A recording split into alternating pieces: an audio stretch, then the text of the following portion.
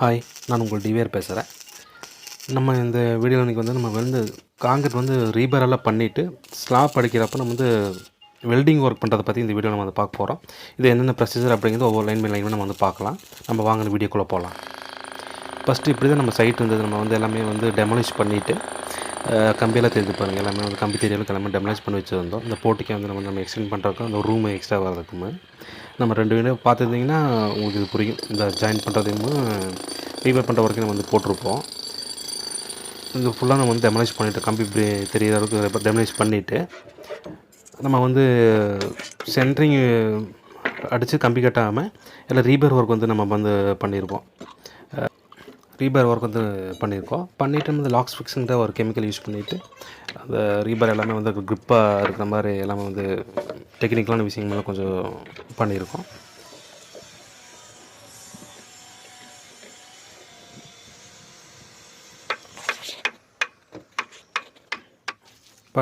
பண்ணிவிட்டு நம்ம என்னென்னா ஸ்லாப்பு அடிச்சுட்டு நம்ம கம்பி எல்லாமே கட்டிட்டு மெயின் டாட் டிஸ்ட்ரிபியூட்டர் எல்லாமே கட்டிட்டு இப்போ இதில் தான் நம்ம வெல்டிங் ஒர்க் பண்ணுற பைண்டிங் ஒயர் போட்டு கட்டியிருக்கோம்.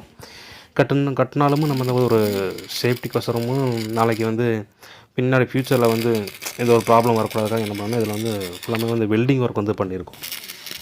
நீங்கள் பார்த்தீங்கன்னா எல்லா கம்பிக்குமே நம்ம வெல்டிங் டாக் அடித்து பண்ணியிருக்கோம்.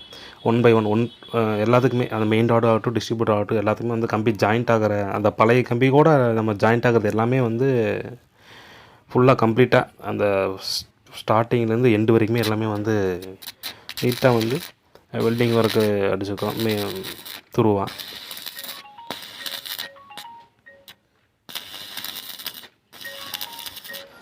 இந்த மாதிரி வெல்டிங் அடிக்கிறப்ப நமக்கு இந்த பழைய பில்டிங்கில் பார்த்திங்கன்னா இந்த ஜாயிண்ட் இந்த பேட்ச் உழுக்கிற அந்த கம்ப்ளைண்ட்டெல்லாம் கூட இதில் நமக்கு வராது. நம்ம அதனால் தாராளமாக இந்த கண்டிப்பாக மேக்ஸிமம் நம்ம ரீபேர் பண்ணி ஜாயின் பண்ணுறோன்னா கண்டிப்பாக வெல்டிங் அடிச்சுக்கிறது ரொம்பவே மஸ்ட்டு. பட் இது ஒரு ப்ரொசீஜராகவே ஃபாலோ பண்ணலாம்.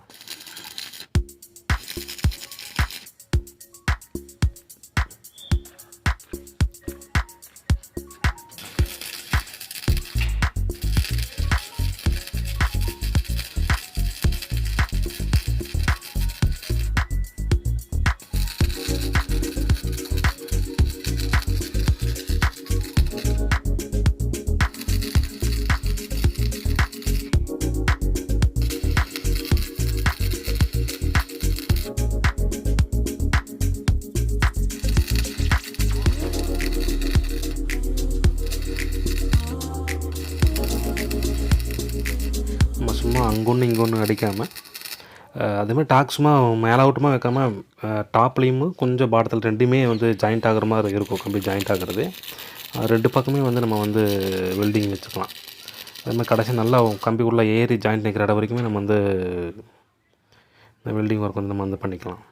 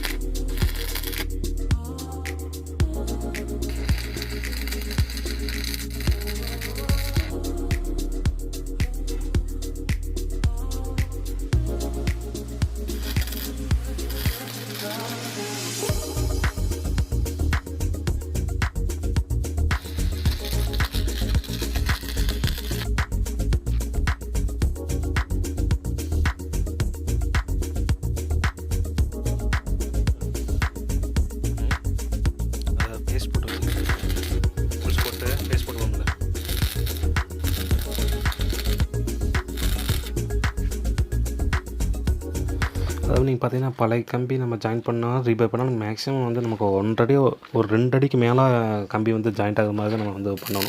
சும்மா நம்ம 1/2 அடி 1 அடியிலலாம் வச்சுட்டு நம்ம லாப்பிங் வந்து பண்ணக்கூடாது. மேக்ஸிமம் 2 ஃபீட்டாவது இருக்கணும். அப்போ தான் வந்து நம்ம வந்து அந்த கிரிப்னஸ் வந்து கிடைக்கும். மேக்ஸிமம் இதெல்லாம் வந்து ஃபாலோ பண்ணுங்கள். நம்ம வந்து ஜாயின் பண்ணுறப்போ வந்து வெல்டிங் ஃபாலோ பண்ணுங்கள். வெறும் பைண்டிங் ஒயர் மட்டுமே நம்ம வந்து வெட்டு கட்டி கிரிப்னஸாக கிடைக்கும் எதிர்பார்க்காம தாராளமாக இது வந்து வெல்டிங் பண்ணால் இது நமக்கு வந்து பெரிய ஒன்றும் செலவு ஒன்றும் வரதில்லை.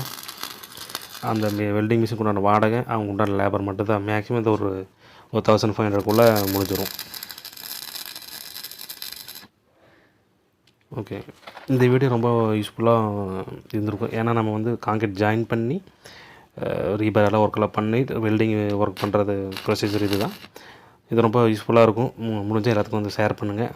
நம்ம சேனலை இந்த வீடியோ வந்து பிடிச்சிருந்தால் லைக் பண்ணுங்கள். நன்றி.